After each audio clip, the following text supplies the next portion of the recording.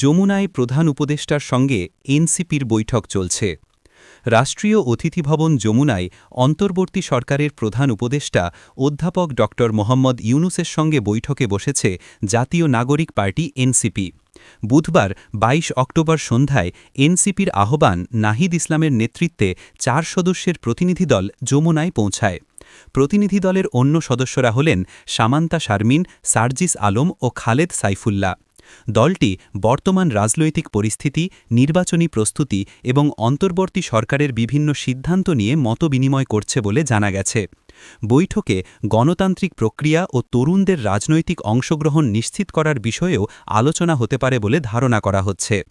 এদিকে একই দিন সন্ধ্যায় জামায়াতে ইসলামীর নায়েবে আমির ডাক্তার সৈয়দ আবদুল্লাহ তাহেরের নেতৃত্বে ৫ সদস্যের একটি প্রতিনিধি দলও প্রধান উপদেষ্টার সঙ্গে সাক্ষাৎ করবে। ধারাবাহিক এই বৈঠকগুলোকে আসন্ন জাতীয় নির্বাচন ও রাজনৈতিক সংলাপ প্রক্রিয়ার অংশ হিসেবে দেখা হচ্ছে। এর আগে মঙ্গলবার ২১ অক্টোবর বিএনপির ৩ সদস্যের প্রতিনিধি দল যমুনায় গিয়ে প্রধান উপদেষ্টার সঙ্গে বৈঠক করে। সেই বৈঠকে বিএনপির মহাসচিব মির্জা ফখরুল ইসলাম আলমগীর, স্থায়ী কমিটির সদস্য আমির খসরু মাহমুদ চৌধুরী ও সালাহুদ্দিন আহমেদ উপস্থিত ছিলেন। সরকারের পক্ষ থেকে বৈঠকে অংশ নেন পরিকল্পনা উপদেষ্টা অধ্যাপক ওয়াহিদুদ্দিন মাহমুদ, আইন উপদেষ্টা অধ্যাপক আসিফ নজরুল ও শিল্প উপদেষ্টা আদিলুর রহমান খান। বৈঠকগুলোকে দেশের চলমান রাজনৈতিক অচলাবস্থা নিরসনে একটি ইতিবাচক অগ্রগতি হিসেবে দেখা হচ্ছে।